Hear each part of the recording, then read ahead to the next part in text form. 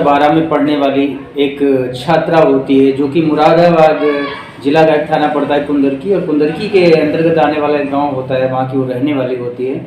और 18 मार्च 2022 को होली का पर्व होता है, और होली का पर्व जो रंगों के साथ में मनाया जाता है, वो कार्यक्रम मनाने के बाद में वो अपने घर पे स्नान कर रही होती है, और उसी बीच उसके घर के अंदर 3 दबंग होते हैं, घुस आते हैं।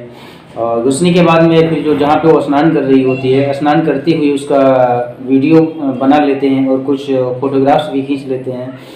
लेकिन इन सभी बातों का वो लड़की विरोध करती है, और विरोध करने के बाद में वो जो लड़के होते हैं उसको कई तरह से प्रताड़ित भी करते हैं, और प्रताड़ित करने के बाद में वो घर से उसके भाग जाते हैं। ये घटनाक्रम जब उसके साथ में घटित होता है तो वो लड़की परेशान होती है। परेशान होने के बाद में अपने जो उसके पिता होते हैं, पिता के सामने जाके वो सारी बात बयां करती है, और उसके बाद में एक निर्णय लिया जाता है। निर्णय लेने के बाद में ये उसी समय ये दोनों लोग जो पिता और पुत्री होते हैं वो जाते हैं पुलिस स्टेशन, और पुलिस स्टेशन जब जाते हैं तो वहाँ पे जो तत्कालीन दरोगा होते हैं जिनका नाम होता है ललित चौधरी, और उसको सभी गंभीरता से बातें बताते हैं। और उसकी बातें सुनने के बाद में जो ललित चौधरी दरोगा होता है उसकी उस पीड़ित की जो बातें होती हैं वो गंभीरता से नहीं लेता है, और शांति भंग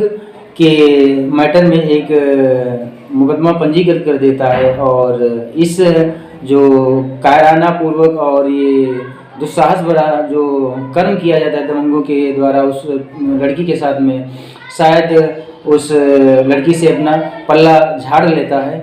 और इसके बाद में उस दरोगा से कुछ ऐसे घटनाक्रम और ऐसे वाक़ये को जन्म दिया जाता है जिसकी वजह से जो उत्तर प्रदेश पुलिस होती है उस पुलिस को थू मतलब उस पर किया जाता है, और तरह तरह के वक्तव्य, तरह तरह के जो कमेंट होते हैं वो जो उत्तर प्रदेश की पुलिस होती है उस पर भी किए जाते हैं। दरअसल मित्रों, आज की कहानी के माध्यम से हम ये जानने का प्रयास करेंगे कि वो जो दरोगा होता है तत्कालीन ललित चौधरी, उसके द्वारा ऐसे कौन से घटनाक्रम, कौन से वाक़ये को जन्म दिया जाता है, और शायद उसके द्वारा जो किया कर्म होता है वो जो उत्तर प्रदेश पुलिस होती है उसको भी कलंकित करने वाला होता है। और कानून के दृष्टिकोण से देखा जाए, जो पुलिस के जवान या पुलिस के आला अफसर होते हैं शायद समाज की या कानून की हिफाजत के लिए बने होते हैं, लेकिन उसके द्वारा जो किया गया कृत्य होता है वो शायद मानवता को भी शर्मसार करने वाला होता है, मानवता को भी कलंकित करने वाला होता है। तो मित्रों नमस्कार, शास्त्रीय काल, आदाब, राम राम। मैं मुकेश मिश्रा। मित्रों, मेरे इस न्यू एपिसोड में आप सभी लोगों का बहुत बहुत हार्दिक स्वागत, अभिनंदन और आत्मीयता के तौर पे बहुत बहुत प्यार और आपके स्वर्णिम भविष्य की कामना। मित्रों, यदि आप सब लोग मेरे चैनल पर नए हैं तो मेरे चैनल को आप सब्सक्राइब कर लें, और जो नीचे बेल आइकन है उसको प्रेस करें ताकि आने वाले मेरे हर एक एपिसोड की जो नोटिफिकेशन है आपको मिलती रहे। मित्रों, आज की जो सच्ची घटना है वो सच्ची घटना उत्तर प्रदेश एक राज्य है, इसका एक ज़िला पड़ता है अमरोहा। अमरोहा की ये सच्ची घटना है। ये वाक़या है 3 जनवरी 2024। एक जो वहाँ के तत्कालीन एसपी होते हैं, एसपी कुंवर अनुपम सिंह जी, उनके पास में जो भी पीड़ित पक्ष होते हैं वो अपनी लिखित तौर पे एक तहरीर और एक पत्र लेके जाते हैं और उनको देते हैं। उसके बाद में उन्हीं पीड़ित जो लोग होते हैं उनकी जो एक कतार लगी होती, लाइन होती है, उसमें एक महिला कांस्टेबल भी होती है, और वो महिला कांस्टेबल अपनी बारी का इंतज़ार कर रही होती है। जब उसका नंबर आता है तो महिला कांस्टेबल जब एसपी कुंवर अनुपम सिंह के सामने पहुंचती है तो फपक कर रोने लगती है, और रोने के बाद में उनके कदमों में बैठ के हाथ जोड़ के बैठ जाती है, और उसके साथ में जो भी कुछ गुजरा होता है, उसके साथ में जो भी एक घटनाक्रम जुड़ा होता है उस दुखद घटनाक्रम को उनके सामने बयां करती है। दरअसल वो महिला कांस्टेबल बताती है कि मुरादाबाद ज़िले में उसकी पोस्टिंग होती है, और जो कि हाईवे के किनारे एक पुलिस स्टेशन होता है मझोला थाना, वहाँ पे ये हेल्प डेस्क पर काम करती है। और उसी समय एक दरोगा होते हैं वो वहाँ से गुजरते हैं, और दरअसल ये लड़की सुंदर होती है और काफ़ी सुंदर होती है। तो इसको देखने के बाद में जो दरोगा को होते हैं ललित चौधरी, वो इसकी तरफ देखते हैं, देखने के बाद में चले जाते हैं अपने ऑफिस से। वहाँ से जब रिटर्न हो रहे होते हैं तो उससे पूछते हैं कि आपका जो गृह जनपद है कौन सा ज़िला है, कहाँ से की आप रहने वाली हैं। तो वो बताती है कि मेरा जो प्रॉपर ज़िला है वो अलीगढ़ पड़ता है, अलीगढ़ का एक गांव है, वहाँ की दरअसल मैं रहने वाली हूँ। तो जब उस गांव का नाम वो लड़की महिला कांस्टेबल लेती है तो इतने में वो जो दरोगा होता है ललित चौधरी वो अचंभित हो जाता है और उस महिला कांस्टेबल से एक बार फिर से कहता है कि दरअसल आप इसे वो नाम लीजिए जिस गांव की आपकी रहने वाली होती हैं। तो फिर उस गांव का वो नाम लेती है। तो वो जो दरोगा होता है ललित चौधरी वो उससे कहता है कि दरअसल जिस गांव की आप रहने वाली हैं उस गांव में हमारा ननिहाल है। और फिर जब ननिहाल की बात बताता है तो बात कुछ और आगे बढ़ती है। उसके बाद में जो महिला कांस्टेबल होती है वो उससे पूछती है कि सर आप कहाँ के रहने वाले हैं। तो वो बताता है जो अलीगढ़ डिस्ट्रिक्ट है उसके पड़ोस में जो जिला बुलंदशहर पड़ता है वहाँ का मैं मूलतः रहने वाला हूँ। और इसके बाद में दोनों में बातचीत होने के बाद में दोनों अपने अपने काम से लग जाते हैं। इसके बाद में आए दिन जो ये दरोगा ललित चौधरी होता है इस महिला कांस्टेबल के साथ में नज़दीकियाँ बढ़ाने लगता है।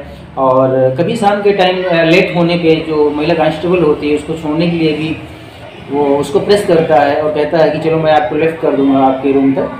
तो ऐसा जो भी इनका कार्यक्रम होता है वो चला करता है काफ़ी दिनों तक। उसके बाद में एक दिन ये जो ललित चौधरी दरोगा होता है ये महिला कांस्टेबल को अपने रूम पे ले जाता है। और रूम पे ले जाने के बाद में एक मेहमान के तौर पे जो भी व्यक्ति उसका स्वागत सम्मान कर सकता है वो करता है, चाय और बिस्किट वगैरह जो भी नाश्ता पानी कराता है। उसके बाद में उसको इतना भाव विभोर कर देता है और अपने कही हुई बातों में इतना विश्वस्त कर लेता है कि उस महिला कांस्टेबल को उस पर विश्वास हो जाता है। और फिर एक दिन इन दोनों लोगों के बीच में शारीरिक संबंध बन जाते हैं। और शारीरिक संबंध बनने के बाद में अब आए दिन इन दोनों लोगों के बीच में शारीरिक संबंध बना करते थे। और एक दिन इस जो महिला कांस्टेबल होती है इसके पेट में अचानक दर्द होता है। और दर्द होने के बाद में फिर जब इसको मेडिकल का अल्ट्रासाउंड कराया जाता है तो पता चलता है कि ये प्रेग्नेंट हो चुकी है। और प्रेग्नेंट होने की जानकारी जब उस दरोगा को देती है तो उसको बाध्य करता है कि अभी हम आप ऐसी कंडीशन में नहीं हैं कि शादी कर सके, लेकिन इन फ्यूचर में हम आप शादी कर लेंगे। और अभी कुछ मेडिकल की इसी में दवाइयाँ आती हैं उनका आप उन दवाओं को ले लो और इस बच्चे का जो कि है गर्भपात करा लो। तो उसके बाद कहने के बाद में जो महिला कांस्टेबल होती है कुछ मेडिकल की ऐसी दवाएँ होती हैं उनको खाती है। इसके बाद में उसका गर्भपात हो जाता है। और गर्भपात होने के बाद में फिर उनमें सेम प्रक्रिया जैसा पहले से चलता है वैसा इन दोनों लोगों में चला करता है और शारीरिक संबंध बना करते हैं। और उसके बाद में फिर इस लड़की के पेट में अचानक दर्द होने लगता है। और दर्द होने के बाद में फिर अल्ट्रासाउंड करवाती है तो पता चलता है वो दोबारा फिर से प्रेग्नेंट हो चुकी है। और फिर उस दरोगा को सूचित करती है, उससे कहती है।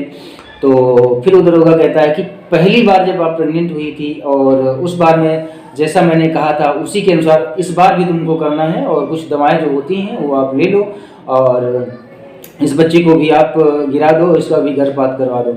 उसके बाद में लड़की उस जो महिला कांस्टेबल होती है उस दरोगा के कहे के अनुसार दोबारा भी जो एलोपैथ की दवाइयाँ होती हैं खा लेती हैं और बच्चे का जो गर्भपात है हो जाता है। लेकिन एक दिन जल्दी के प्रयास में ये जो दरोगा ललित चौधरी होते हैं इनका जो मोबाइल फ़ोन होता है दरअसल वो महिला कांस्टेबल होती है उसी के पास में रह जाता है। और अचानक उस पर एक कॉल आती है। उस कॉल को जो महिला कांस्टेबल पिक करती है तो उधर से एक महिला बोल रही होती है। और उस महिला ने दरअसल जो महिला कांस्टेबल होती है उससे पूछती है कि आप कौन। तो यही सेम जवाब इस महिला कांस्टेबल का होता है कि आप कौन, आप अपना परिचय बताइए।